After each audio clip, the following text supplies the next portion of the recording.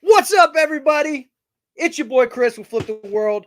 Welcome to the Flipping Live Show, the #1 daytime reselling show on YouTube right now. Thank you to all of you. Today's guest, man, I'm gonna tell you, it's a tough one, but we're gonna get through this together. I don't know any movies that he's been in like my last guest, but I'm sure he's been in some. Let's bring him on.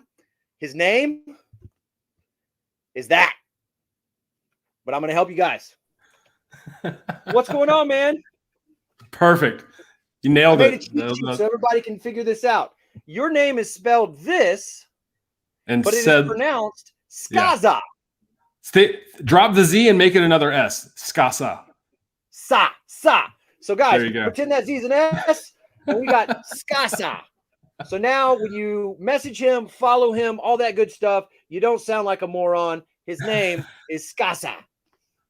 What's going on, man? What's up, man? How are you doing today? Great. Just got back from dropping off some packages, just doing the day-old grind. Nice. I feel like as soon as we went live, my lighting went to shit. If you guys aren't familiar with, I have to look at my cheat sheet again. Skasa. I'm going to have this up the whole time in the side. You primarily do Amazon?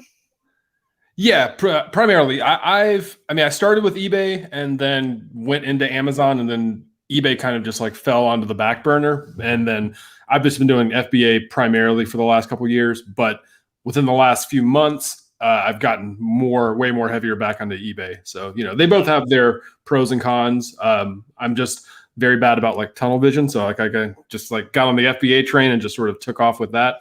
But yeah, I'm trying to figure out a way to like balance both now. Is your FBA mostly like retail arbitrage, or are you doing used items as well? Mostly retail arbitrage, and a lot of that is online arbitrage too. So through like tactical arbitrage, buying stuff from retailers and sending that to my house and then sending it back to FBA. But yeah, in Atlanta, there's just so many retail stores here, so I just go to like Walmart, Targets, Marshalls, wherever I can, and I focus on that.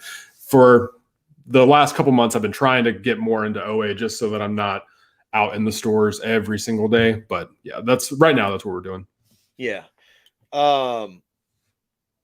Do books, anything like that, or just a little bit. I tried to start with books. That was like the first thing that I was going after, just because that seems to be the like common approach. And I found a couple, but then I realized like while I was trying to source these books that I could have like gone to Walmart and bought stuff on clearance there, and half the time the margins aren't quite as good as books, because books, like the ROI is just through the roof. But yeah, I've done a couple books, but mostly it's been like toys, electronics, video games, stuff like that. But I've actually, it's kind of funny. I've just started like the last month scanning more books. Like the last shipment that I sent in had about half a dozen books or so. But yeah, it's definitely something I'm interested in, because the ROI is like really, really enticing. For sure. When we used to sell on Amazon, we don't anymore. Just long story short, it wasn't. I'm not into ROA or OA or using BrickSeek and scanning things and stuff like that. I enjoy treasure hunting, thrift stores, dumpsters, yard sales, things like that. But we tried to scale with books in the beginning, and we had just Gaylords sent to the house, and we just be in our garage scanning, and yes, we made our money back. We made some profit, but I got sick. Like I just like respiratory infection from just breathing in all the book dust, and just, I learned nothing. I mean, I didn't read any of the books. That's for sure. I mean, who reads books when you can literally just like audio book it or I mean, I own Rich Dad, Poor Dad, and I've never opened the book. I just listen to it on Spotify when I drive. Same. I'd rather hear someone tell me it. And then just it's like Gary Vaynerchuk said. He's like, I've written more books than I've read. Yeah. And like me trying to write a book, it would literally just be a picture book, and like a picture book for resellers. That's what I should make. Let me say hi to people, because I'm very bad at not ignoring, but my brain doesn't work that way. But anyway, what's up, TJ? Dude, TJ lost the autograph thank you card, like charity auction that we were in. he was the highest bidder for like the entire thing. And then in the last minute, I think it's because it ended at like 7:30 this morning. My timing for the ending was horrible, but I still appreciate him racking that number up. It got over 200, right? Yeah, it ended up being like 205, and then That's with like sick. tax and all that stuff, it's like 221. So that's pretty awesome. That's awesome. We got eBay Axe. What's up, Jeff? Stacy's in there helping me monitor this stuff. What's up, Keith? He also helped run the numbers up as well. What's up, Marcus?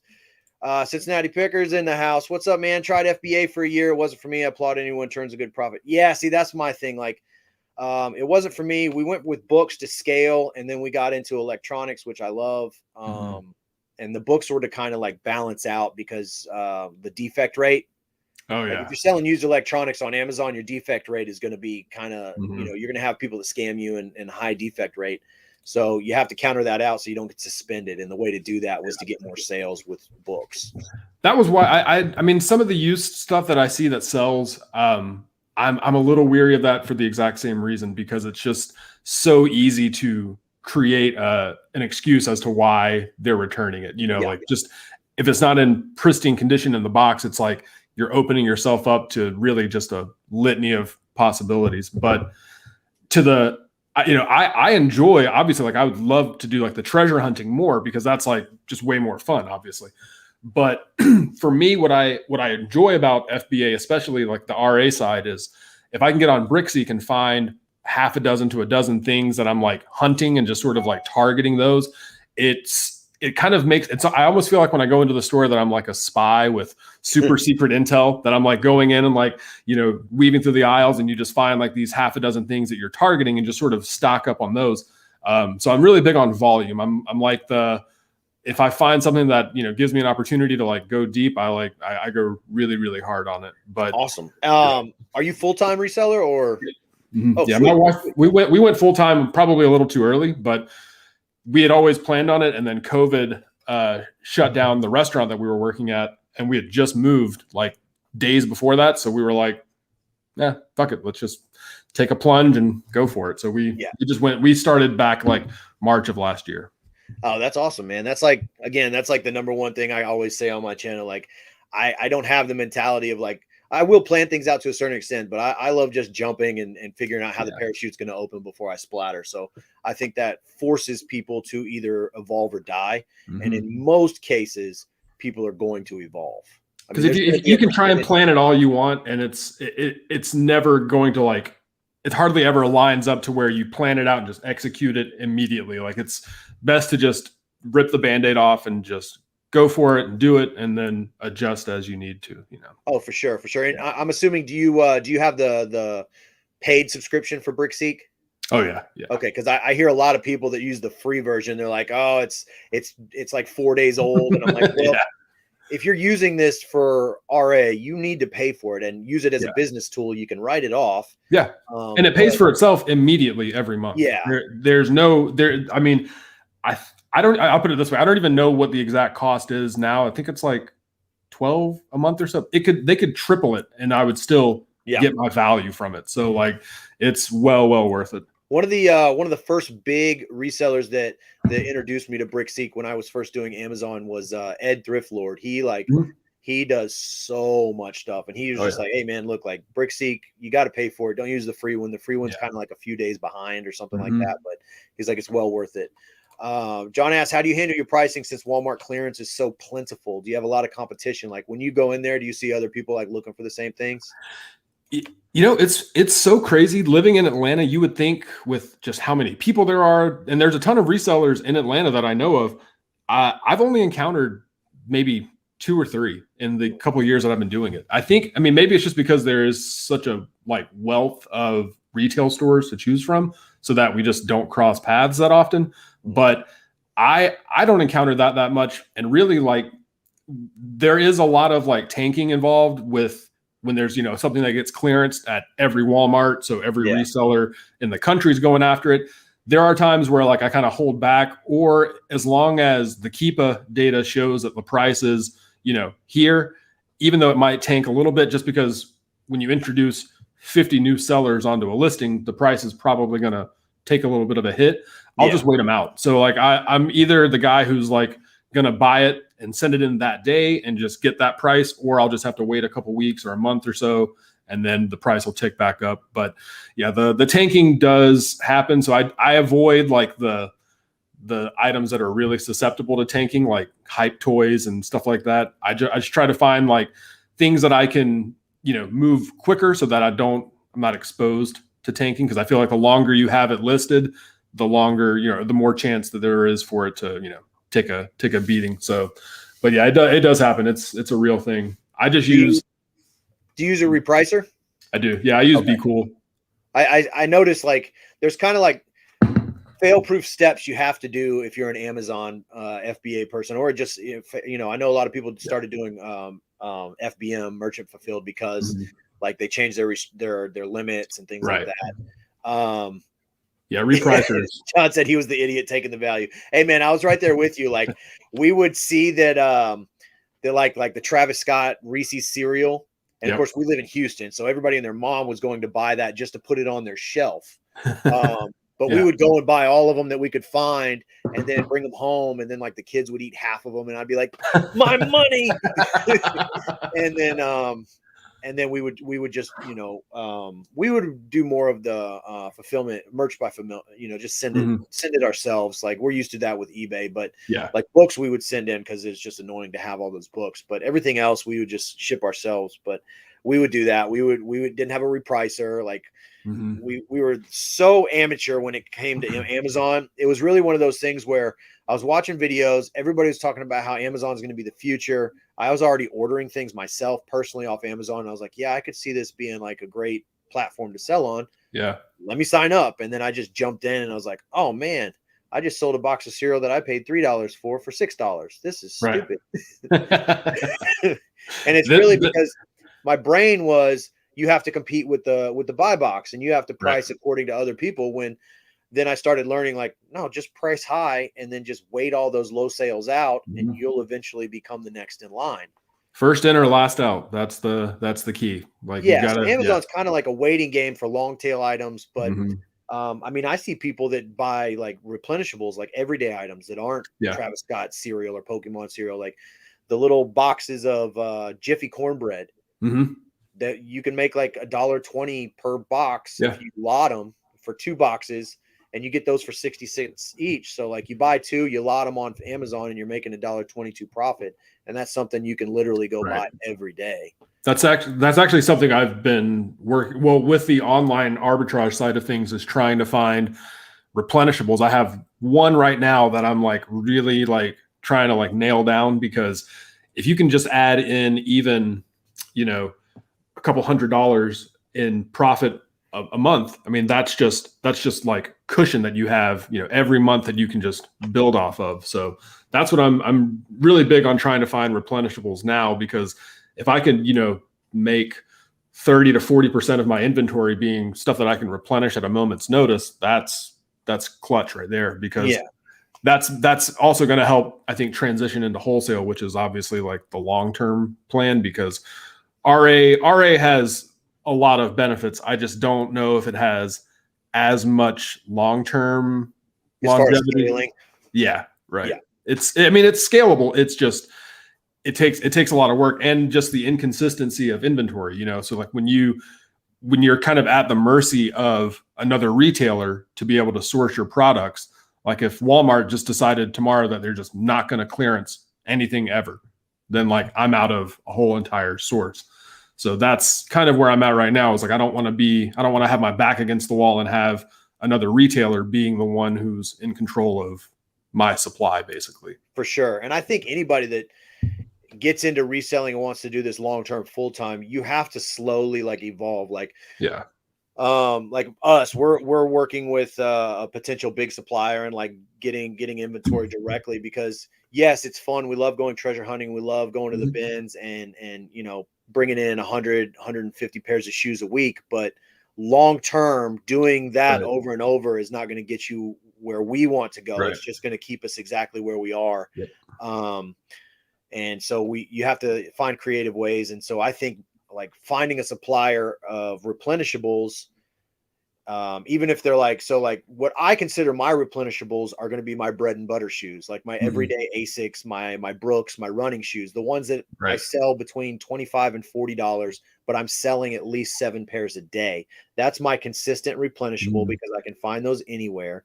And then I'll have my occasional pops of like my upper shelf of like Jordans or high-end shoes. And those are going to be the ones that help bump my numbers. But the consistent ones are what keep the lights on, basically. Right. Yeah.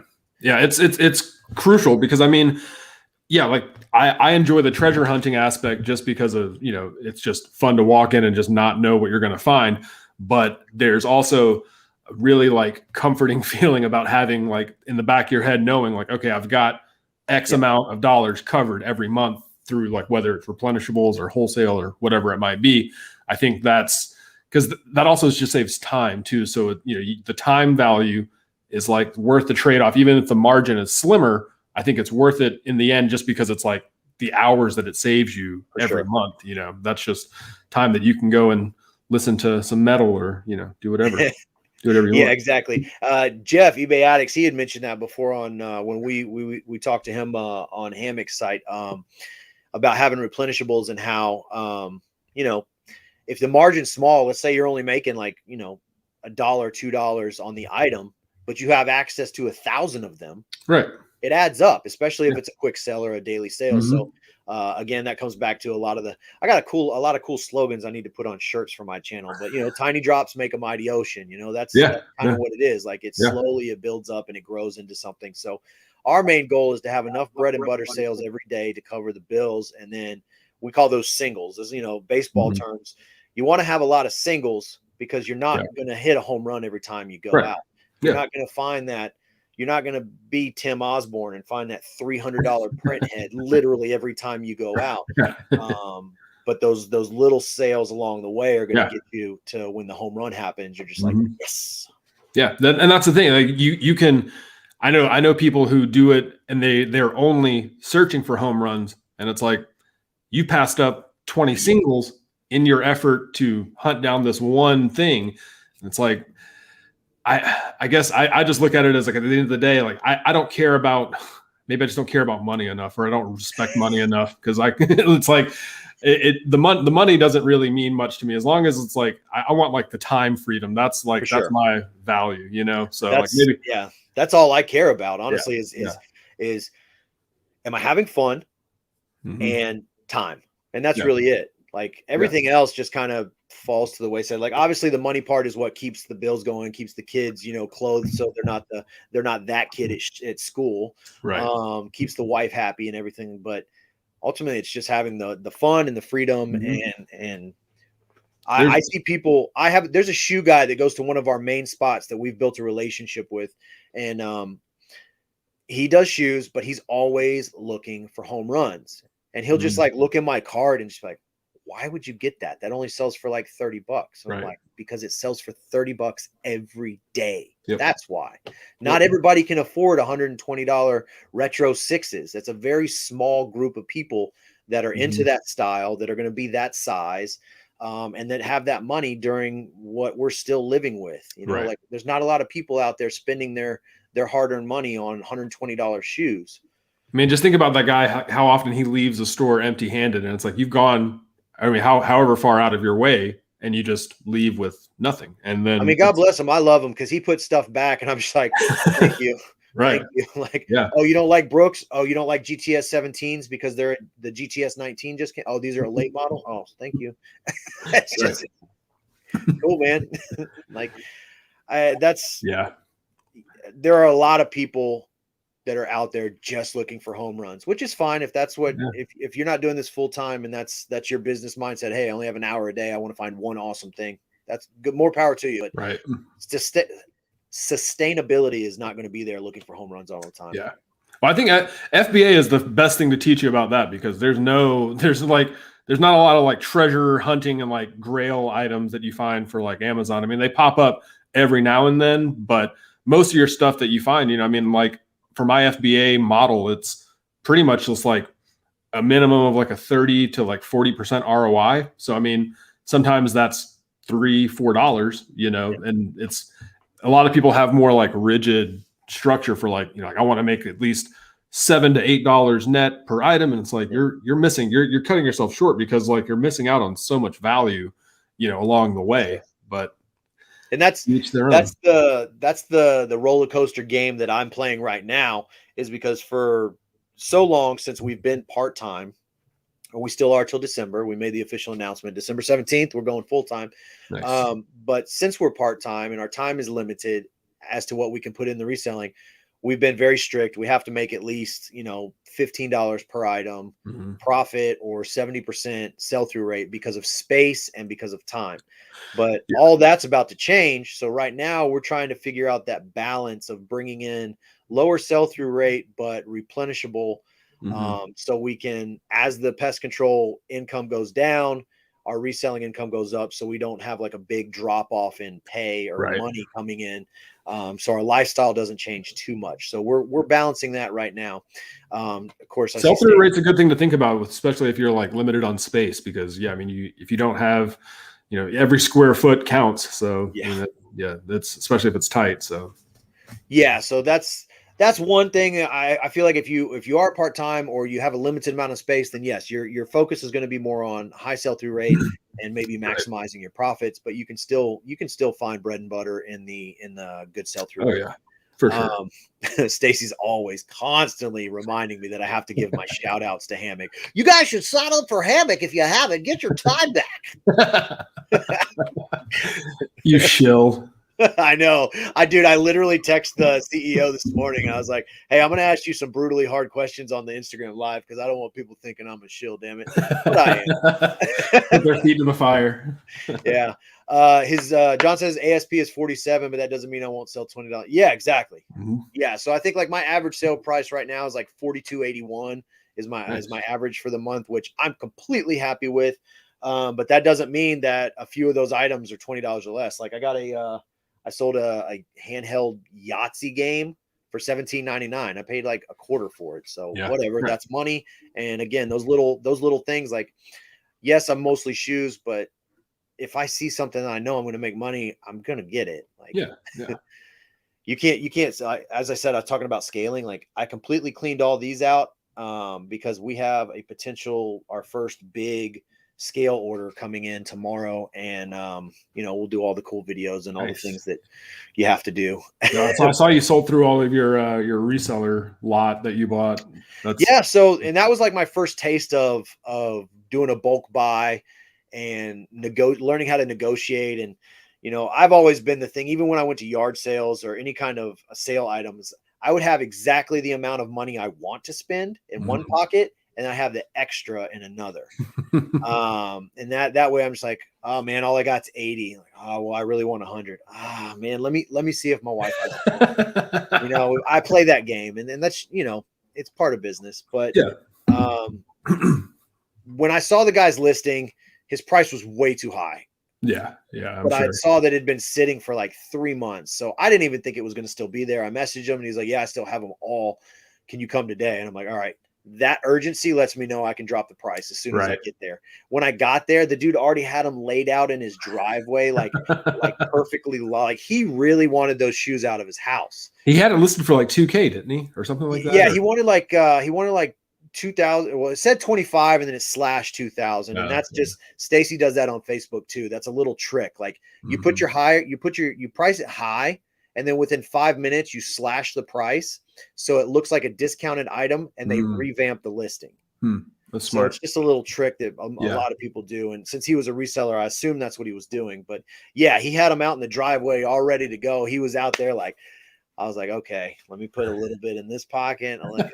This dude wants them gone today, because he would have brought them out of his house if he didn't plan on putting them in my car. Right. And I just told him, like, this is what I can do, and I'll literally pick them up myself. You can go inside and enjoy, and I'll just sweat out here and pick these shoes up. And he's like, thank you. Like, he's giving me a great deal, but he's thanking me. I'm just like, oh yeah.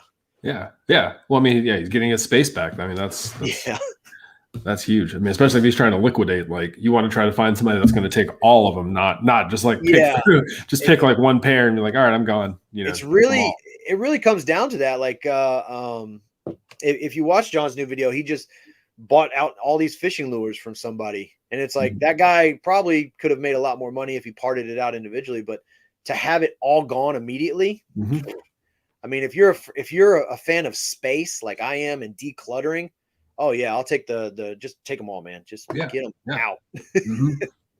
Because I mean, it's all time. It's like, is that person going to take the time to go and you know, piece it out, to deliver it and ship it and all that stuff? It's like, that's do I want to spend 6 months selling 100 of these, or do I want to sell them all to this one guy? Right. Just right. Be done with it. Yeah. So, but yeah, it's always weird to me when you find like a reseller that's like, hey, I'm getting out of the game. Come buy all my stuff. And just like, what happened to make you quit? Yeah. Like, were you buying bad stuff and now you're just trying to pawn it off onto another reseller, or did you get a great job, or did you realize like, hey, this isn't fun? Or I think a lot of times it's just they're not selling what they actually like. Because I don't see how anybody would not love doing this. I think a big thing that I've seen people that quit is because they start reselling as like an exit strategy from their job. Like they're like, I hate my job, and they look at it as like a way out. And if you're doing that, I think it kind of puts you in sort of a awkward position, because you're in this sort of like, it has to work so that I can get out of this job. And then it turns into like another job that they just hate, because they ultimately didn't really want to do this. They just wanted to quit their job. And then that's sort of, because I've seen several people that start doing it who just sort of fizzle out because they just wanted to get out of their 9 to 5 or whatever it might be. Like me, my value doesn't come again from like money. Like I don't give a shit about how much money I'm making, as long as I'm making enough to sustain myself and have more free time, because I've done the whole thing where I've worked for other people, and it's like, I want my time freedom back. And that's my salary. That, that's worth the money. I was about to say, I agree with what John just said. I think a lot of people get into think it's easy money and they buy a ton of stuff. That's the thing. I think a lot of the misconception is that reselling is like, there's no work. Like, hey, I found this and it sells itself and ships itself and prices itself, and all I have to do is find the stuff. I don't have to do anything after that. And there are far more lucrative ventures you could get into. Oh, for sure. I mean, dude, you could literally just put your bubblegum money into a ETF, like index fund, and just never touch it, and probably do better than you would taking the gamble into reselling without doing the actual legwork. But just what transitioned me to loving this more than I've always been in sales. I love like it. Everything feels like a hustle to me. Like I'm not swindling somebody when I sell them something, but I feel like, oh, somehow I get the upper hand because I know I got this for $5 and you're paying $40. But I think that for me, it's like, if I wanted to get in my car right now and drive across the country to go to the Grand Canyon, I don't have to go knock on somebody's door, send an email and be like, excuse me, I would really like it to see the Grand Canyon. Can I please have tomorrow off? Like, you have to like beg somebody to give you time. Like, I can't do that anymore, because I'm so used to not having to do that. So when I think about all the years I wasted, like, not that I missed their funerals, because I'm not a big funeral. I don't go to funerals, family or friends. So if you're watching, Mom and Dad, I won't be there. But you won't either, so it doesn't matter. Like I had to ask one of my bosses at one of my older jobs, like when my grandmother died, I had to ask if I could take the time off. And like, I had to go through like this process of, I had to bring either a copy of the obituary or a death certificate to prove that I took it. And like, I was young and naive, so I just thought that was normal. I thought that's what businesses require. But then like, as I've gotten older, I'm like, this dude didn't believe my grandma died. Like, I made that up so I could take 3 days off. Like, I would rather just be like, hey man, I'm going to Six Flags. Can I have 3 days off? I'm not gonna make up some, oh, my grandmother died. Like, I wouldn't bring that negative karma into my life, but I can never do that again, man. I just can't go back to, I can't see myself in a world where I'm asking someone else if I can have my time. Right. Yeah. The thing that got me was, so when I was in the restaurant, and my wife and I both were in the restaurant industry for 12, 13 years. And I got out around, well, I started to transition out a couple years ago. I was actually in real estate for a little while. Found out real quickly that was not for me, like not in the least bit for me. But what I did find out that was more like I'm good at managing my time and I'm good at managing myself like on my own. So that was like the thing that clicked in my head. I was like, okay, well, real estate might not be the answer. I think I have other options to go with because I'm good at managing myself. I'm good at, just sort of keeping myself on track, not just like sitting on the couch all day.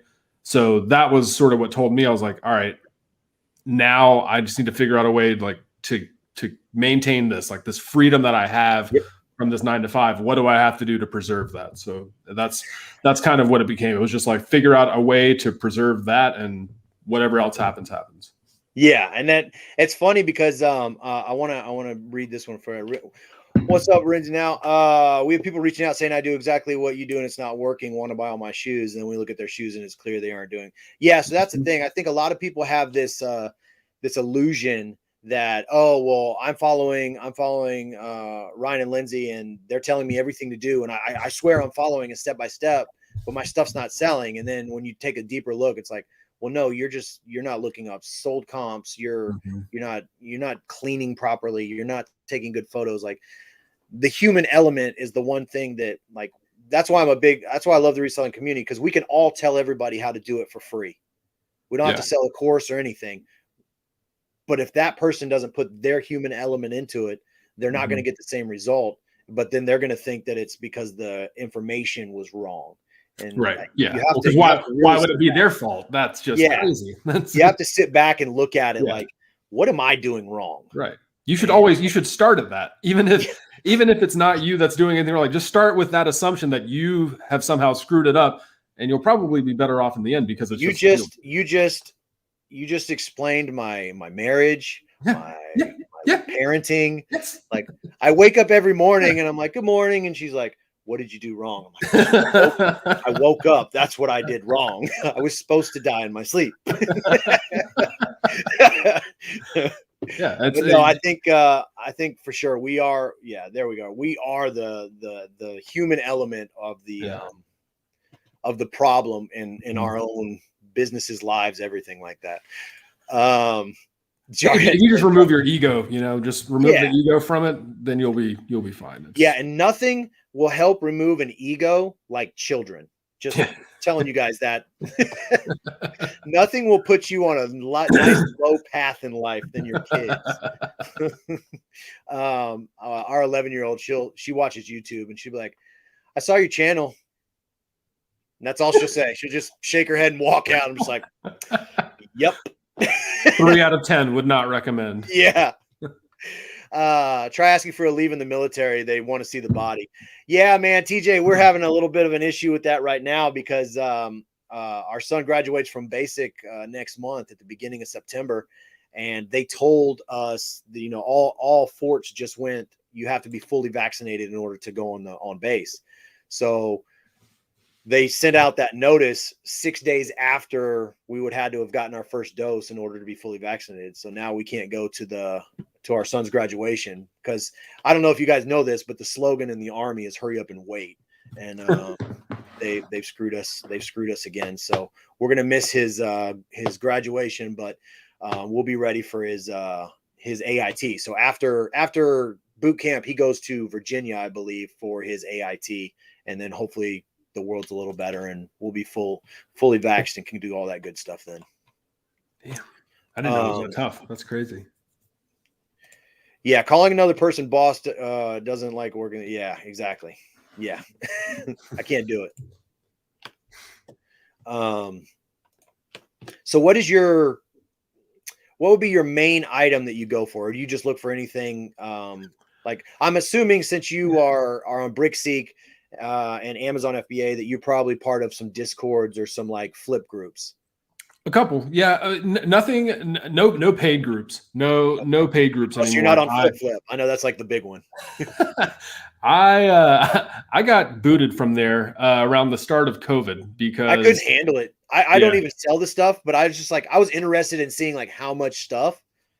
Dude, it's just nonstop. It's a nightmare. I just like, oh my God, stop messaging. I don't care anymore. Well, when you have some random dude sending, links to stuff, and people are just going like full send with no comps, no references, no like Keepa, just like, hey, this is here, buy it. And yeah, it's kind of like the Dogecoin of the reseller.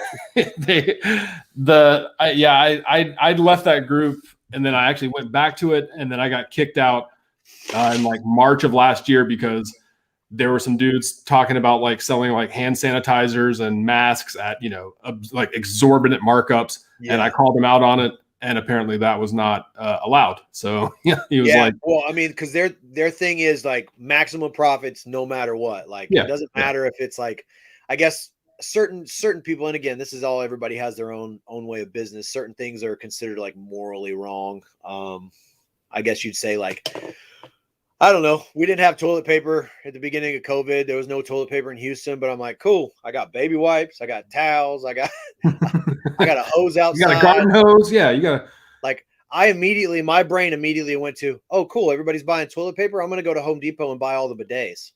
Yeah.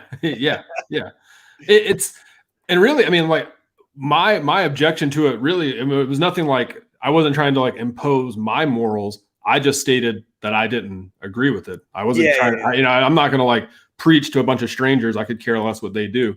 They were just asking why I didn't. So I told them, and they took that as like a personal attack. And I'm like, hey, whatever, So since then, I haven't been in any groups. I'm in actually a couple groups of like some flip expats. So we've all sort of like banded together, and we have like a couple like group chats, but I'm not in any like cook groups or anything like that.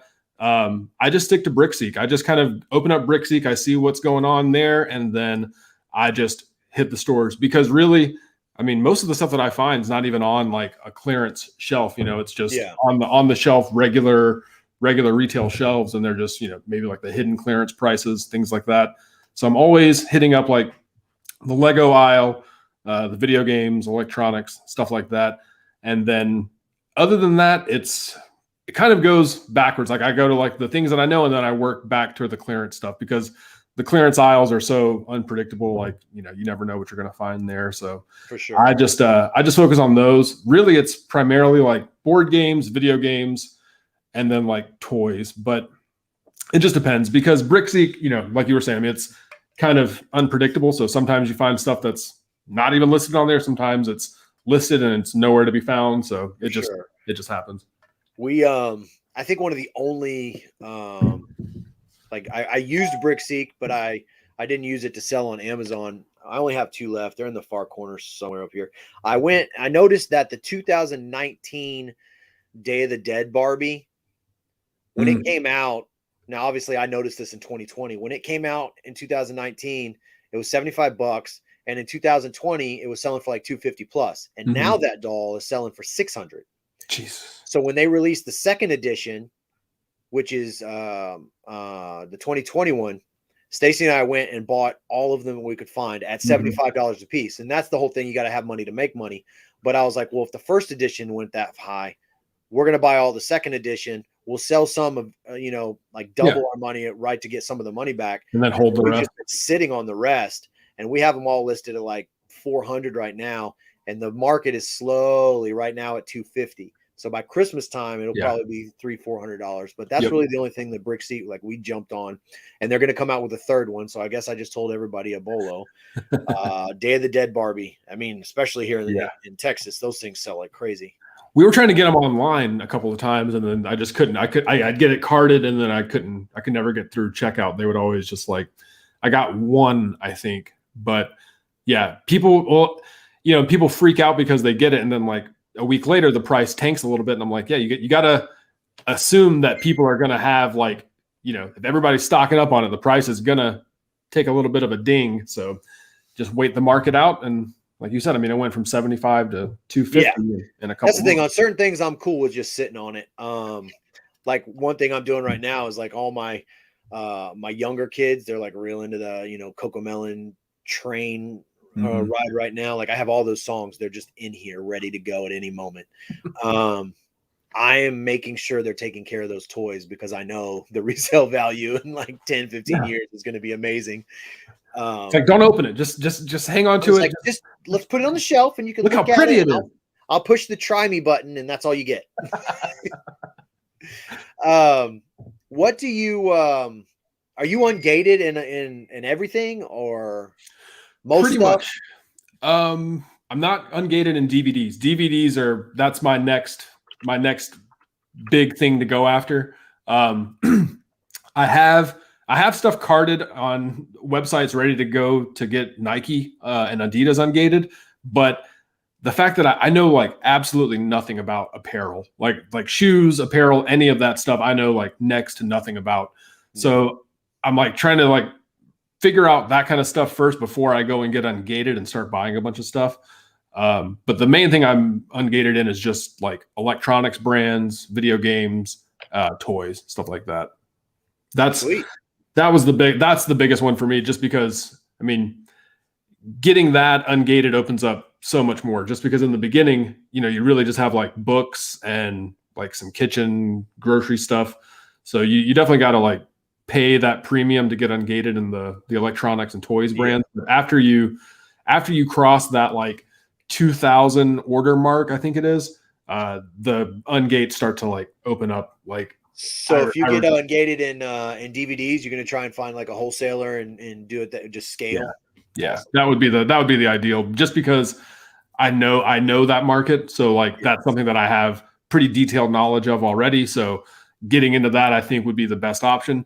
Also, just because it's a harder gated category. So like take like Nike or something like that, for instance, there's a lot of easy ways to get ungated in Nike now.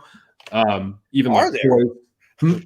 There are. I might come back to Amazon then. Eastbay.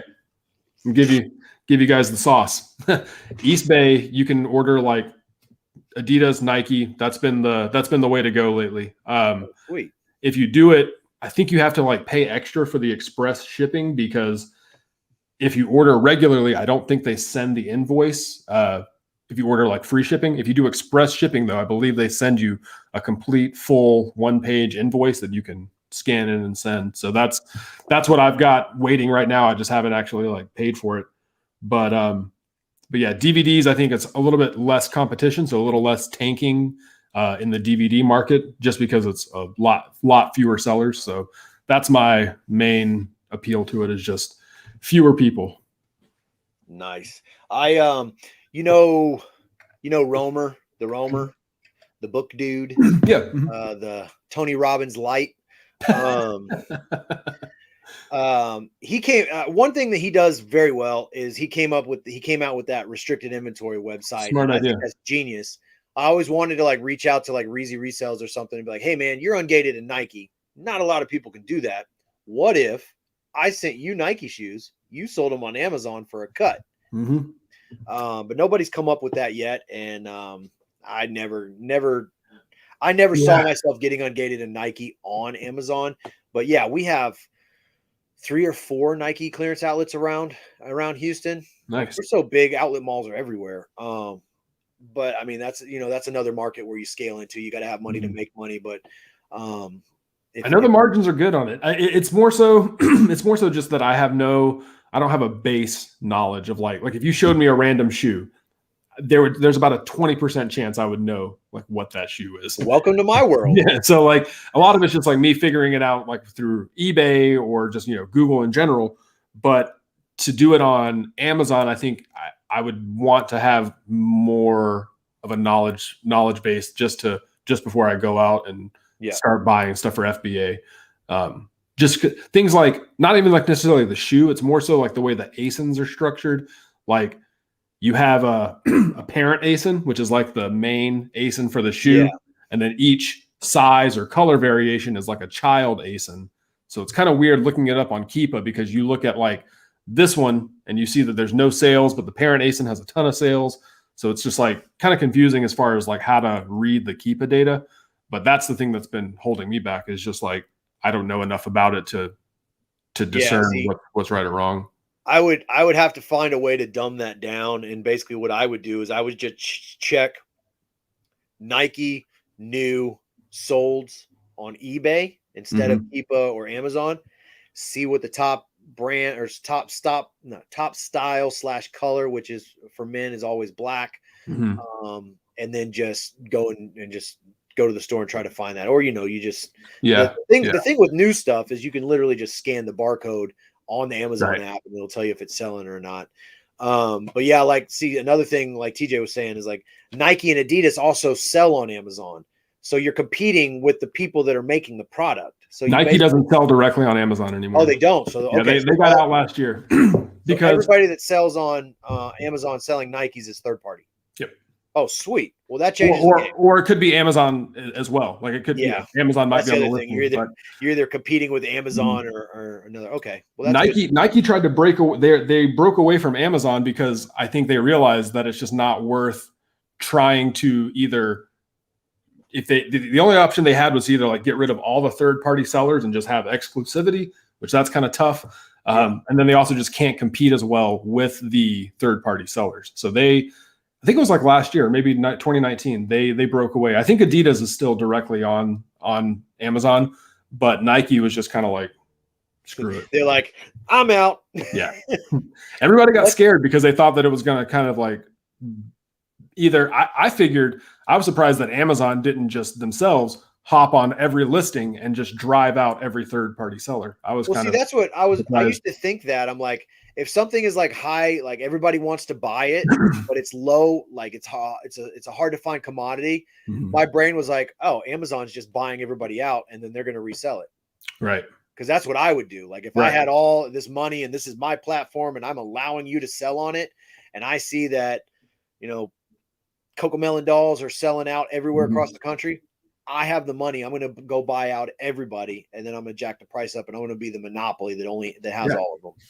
Well, I think Amazon's starting to realize that. I mean, well, I'm sure they know this, but they're starting to lean more away from retail because the retail side of Amazon is not what makes them their money. It's not at all. It's AWS. Like that's what keeps, that's what makes Amazon.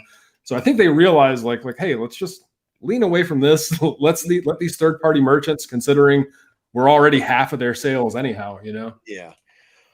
What's up, Chris? What's up, Paul? Keith said, everybody go ahead and just send them your wholesaler list. No problem, man. Checks in the mail. Get right on that, yeah. I have it written on a fortune cookie somewhere. Amazon's a tough one. Do you see, or are you currently also selling on Walmart? Because everybody's talking about Walmart is going to be the next big thing.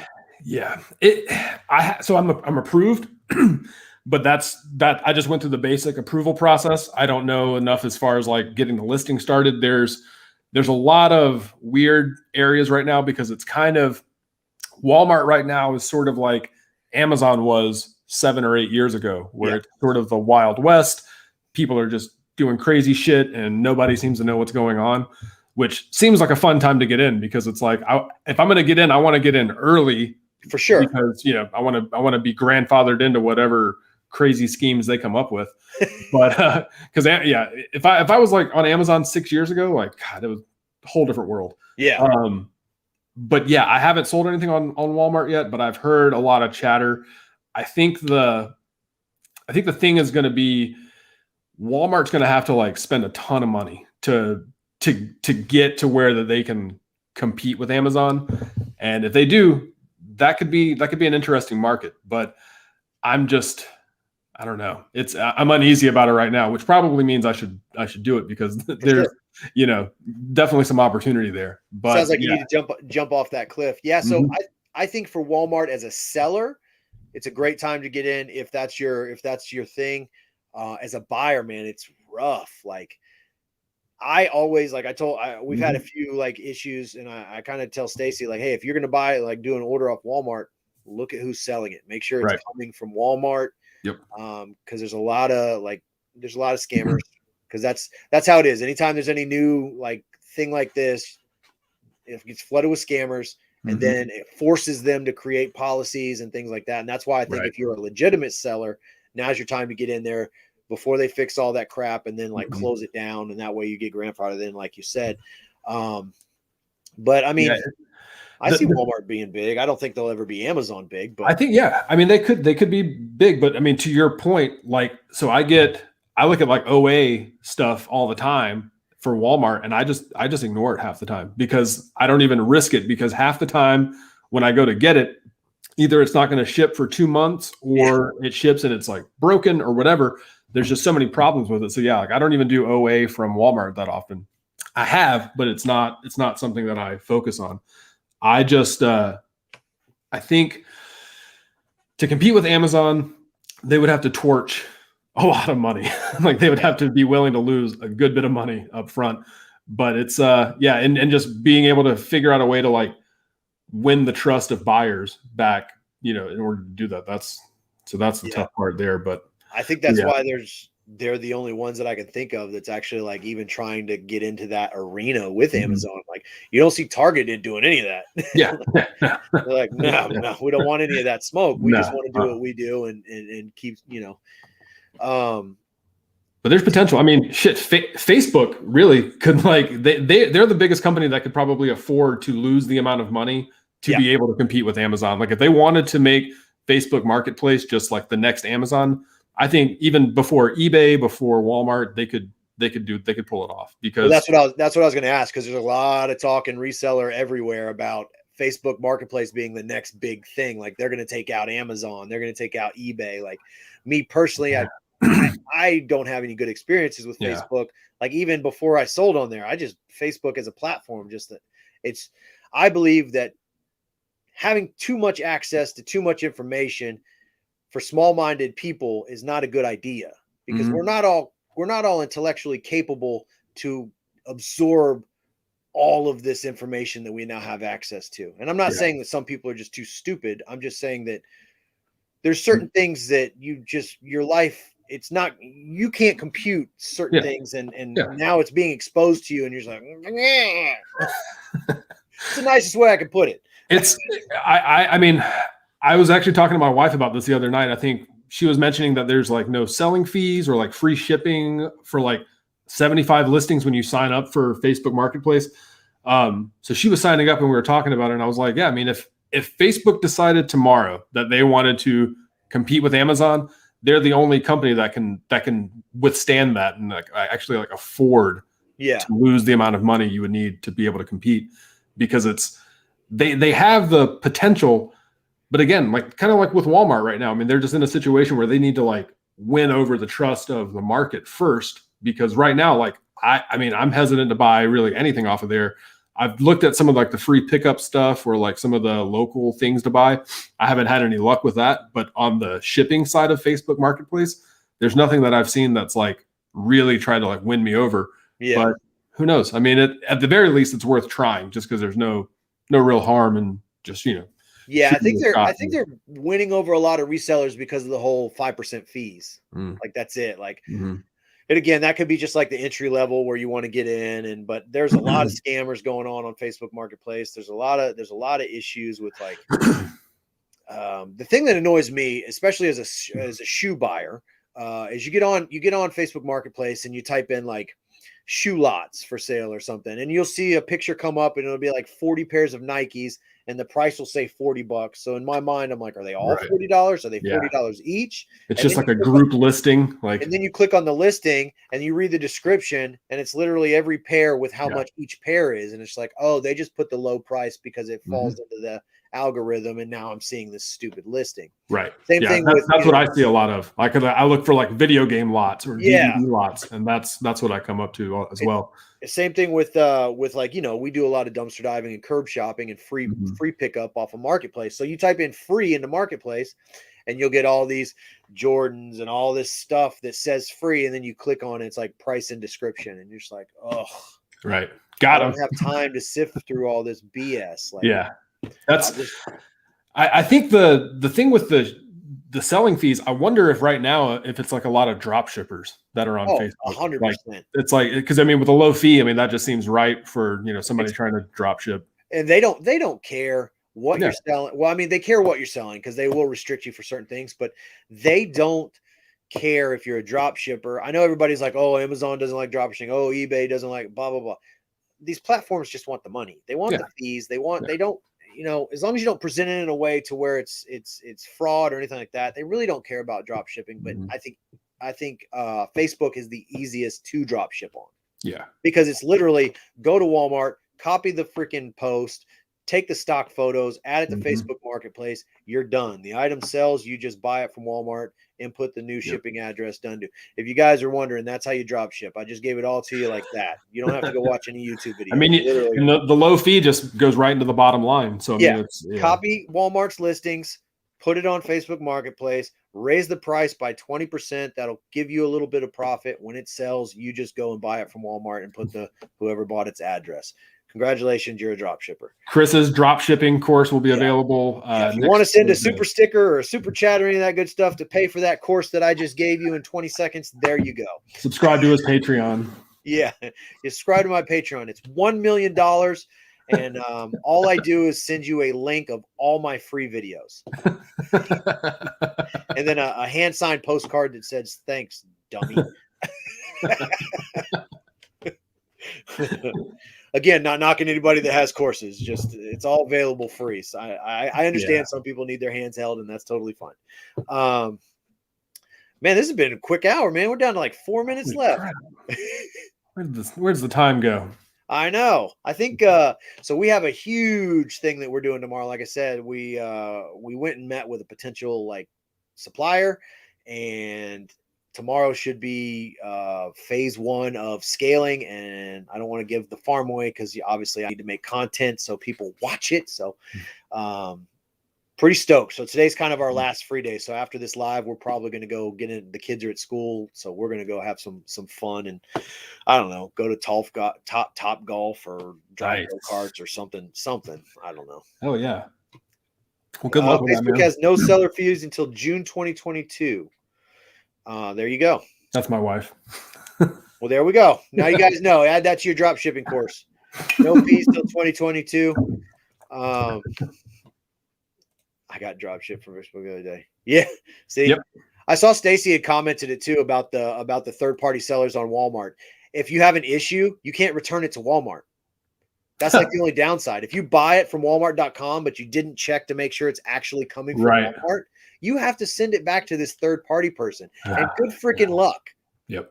So one thing I could say that Target, obviously they're not selling, but we've started just doing all our orders online and then we go pick it up or we have it delivered to the house. And I can't figure out how they're not losing money.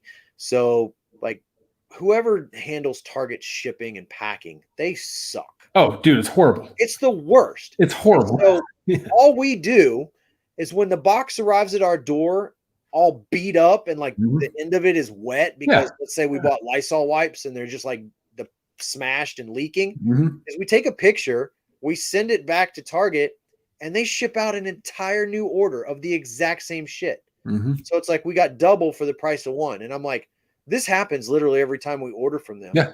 How the hell are they? It's almost as if I've gotten Target orders where I'm like, it looks like somebody is actively trying to destroy inventory. 100%. It's almost like even a kid would do a better job than this. I saw this one guy that he ordered martini glasses, and you would think that they'd be in some sort of box or packaging. They were just bubble wrapped and chucked into a box, and then they arrived broken, obviously. And he was like, how does this get past like the first person putting it in a box? Like, because there isn't a first person. Yeah, I guess not. Yeah. It's mind blowing.